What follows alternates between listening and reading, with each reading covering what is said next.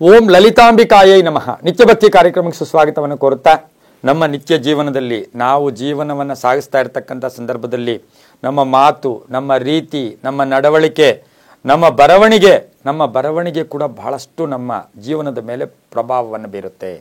ನಮ್ಮ ಆಲೋಚನೆಗಳು, ನಮ್ಮ ಕೀರ್ತಿ ಪ್ರತಿಷ್ಠೆಗಳು ಎಲ್ಲವೂ ಕೂಡ ನಮಗೆ ಅವು ಶಕ್ತಿಯನ್ನು ಕೂಡ ಕೊಡುತ್ತೆ. ಅದೇ ರೀತಿ ಇವತ್ತು ದಿವಸ ನಮಗೆಲ್ರಿಗೂ ಗೊತ್ತು, ನಾವು ಬರವಣಿಗೆಯನ್ನು ನಾವು ಸಾಮಾನ್ಯವಾಗಿ 100ಕ್ಕೆ 70-80% ಪ್ರತಿಯೊಬ್ಬರು ಕೂಡ ಬಲಗೈಯಲ್ಲೇ ಬರೀತೀವಿ.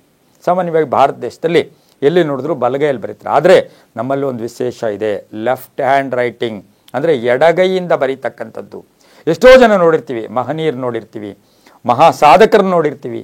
ಬಹಳ ವಿಶೇಷವಾಗಿ ಅದಕ್ಕೆ ಉದಾಹರಣೆಯಾಗಿ ನಾವು ಸಚಿನ್ ತೆಂಡೂಲ್ಕರ್ ಇರ್ಬೋದು, ಅಮಿತಾಬ್ ಬಚ್ಚನ್ ಇರ್ಬೋದು, ಮಹಾತ್ಮ ಗಾಂಧಿಯವರು ಇರ್ಬೋದು, ಹೀಗೇ ಸಾಕಷ್ಟು ರತನ್ ಟಾಟಾ ಇರ್ಬೋದು, ತುಂಬ ಕೆಲವೊಂದು ಮಹನೀಯರು ಹೀಗೆ ಪಟ್ಟಿ ಮಾಡ್ತಾ ಇದ್ರೆ ನಮ್ಮ ಜೊತೆಯಲ್ಲಿ ಇರ್ತಕ್ಕಂಥವ್ರು ಇರ್ಬೋದು, ನಮ್ಮ ಕುಟುಂಬದಲ್ಲಿ ಇರ್ತಕ್ಕಂಥವ್ರು ಇರ್ಬೋದು, ನಮ್ಮ ಊರಲ್ಲಿ ಇರ್ತಕ್ಕಂಥವ್ರು ಎಲ್ಲರನ್ನೂ ಗಮನಿಸಿರ್ತೀವಿ. ಆದರೆ ಇವತ್ತಿನ ದಿವಸ ಎಡಗೈ ಬರವಣಿಗೆ ಎಷ್ಟರ ಮಟ್ಟಿಗೆ ಮಹತ್ವ ಕೊಡುತ್ತೆ. ನಾವು ಮಕ್ಕಳು ಏನು ಮಾಡ್ತಾರೆ, ಆಟೋಮೆಟಿಕ್ಕಾಗಿ ಅವ್ರಿಗೆ ಯಾರಿಗೂ ಹೇಳ್ಕೊಡೋದೇ ಇಲ್ಲ. ಅವರು ಪುಟ್ಟ ಮಕ್ಕಳು ತಕ್ಷಣ ಅವರು ಪೆನ್ ಹಿಡಿಯೋಕ್ಕೆ ಶುರು ಮಾಡಿದಾಗ ಕೆಲವರು ಸಡನ್ನಾಗಿ ಎಡಗೈಯಿಂದ ಶುರು ಮಾಡಿಬಿಡ್ತಾರೆ. ಇದು ಎಷ್ಟರ ಮಟ್ಟಿಗೆ ಶುಭಾನ ಅಶುಭಾನ?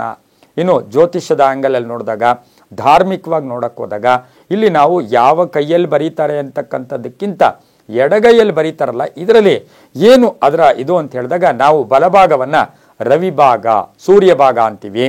ದೇಹದ ಬಲಭಾಗವನ್ನು ಸೂರ್ಯಭಾಗ, ದೇಹದ ಎಡಭಾಗವನ್ನು ಚಂದ್ರಭಾಗ ಅಂತೂ ಕೂಡ ನಾವು ಕರಿತೀವಿ. ಆದರೆ ಬಲಗೈ ಅಥವಾ ಎಡಗೈಯಿಂದ ಬರೀತಕ್ಕಂಥವ್ರಿಗೆ ಬುದ್ಧಿ ಜಾಸ್ತಿ ಚುರುಕಾಗಿರುತ್ತೆ, ಮೈಂಡ್ ಆಕ್ಟಿವೇಟ್ ಆಗಿರುತ್ತೆ, ತಾಳ್ಮೆ ಇರುತ್ತೆ, ಸಹನೆ ಇರುತ್ತೆ.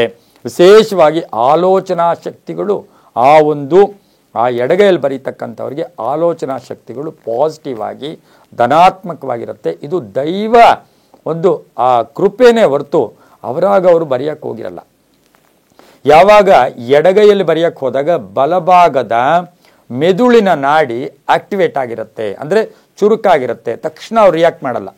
ಹಾಗಾಗಿ ನಾವು ಮಕ್ಕಳಿಗೆ ಎಡಗೈ ಬರೆಯುವಾಗ ನನ್ನ ಹತ್ರ ಎಷ್ಟೋ ಜನ ಕೇಳ್ತಾರೆ, ಸರ್ ನಮ್ಮ ಮಗ ಎಡಗೈಯಲ್ಲಿ ಬರೀತಾ ಇದ್ದಾನೆ, ಸೊ ಇದನ್ನು ಒಳ್ಳೇದಾ ಕೆಟ್ಟದ್ದಾ ಬಿಡಿಸ್ಬೇಕಂದಾಗ ನಾನೇ ಹೇಳಿದ್ದೀನಿ, ಬೇಡ ಬಿಡ್ಸಕ್ಕೆ ಹೋಗಬೇಡಿ, ಆ ಹುಡುಗನಿಗೆ ಏನೋ ಒಂದು ಯೋಗ ಇದೆ ಅಂತ. ಆ ರೀತಿ ನೋಡೋಕ್ಕೆ ಹೋದಾಗ ಎಡಗೈ ಬರವಣಿಗೆಯಿಂದ ಸಾಕಷ್ಟು ಒಳ್ಳೆಯದು ಆಗ್ತಕ್ಕಂಥ ಸಾಧ್ಯತೆ ಮ್ಯಾಕ್ಸಿಮಮ್ ಇವತ್ತಿನ ದಿವಸ 20% ಎಡಗೈಯಲ್ಲಿ ಬರೀತಕ್ಕಂಥವರು ಕೂಡ ಇದ್ದಾರೆ. ಹಾಗಾಗಿ ಎಡಗೈಯಲ್ಲಿ ಬರೆಯೋದು ಒಳ್ಳೆಯದಾಗುತ್ತೆ, ಅದೃಷ್ಟ ಕೂಡಿ ಬರುತ್ತೆ, ಯೋಚನಾ ಲಹರಿಗಳು ಬರುತ್ತೆ, ಜೀವನ ಶೈಲಿ ಚೆನ್ನಾಗಿರುತ್ತೆ.